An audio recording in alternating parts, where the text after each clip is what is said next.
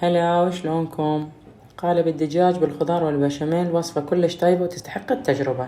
بالبداية بمقلاة راح أضيف زيت زيتون قليل وأضيف صدر دجاج أكون ثارمته مكعبات صغيرة وأحمسه. أضيف عليه ملح وفلفل أسود وبابريكا وأحمس الدجاج لحد ما يتغير لونه. بعدها راح أضيف عليه بصل وجزر وفلفل أحمر مفرومين ناعم وأحمس هذا الخليط كله. وبعدها راح أضيف فصين ثوم مهروسين وأحمسهم وأضيف فطر شرايح وأحمسه. بعدها راح أضيف ملعقة معجون وأحمسها وأضيف بازاليا مجمدة وأحمسها. وراح أضيف نص كوب مي لا تكثرون مي.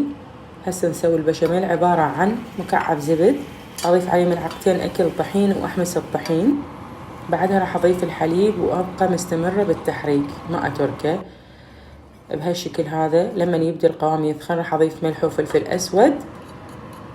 يكون جاهز عندي هو والدجاج. أصبه ببايركس وأصب البشاميل على الوجه كله.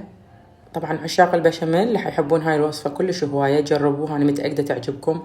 على الوجه اللي حنكثر جبن موزاريلا وادخله فرن حامي الرف الوسط درجة حرارة 200 ياخذ 10 دقائق ويطلع عندنا بهالشكل وبالعافية.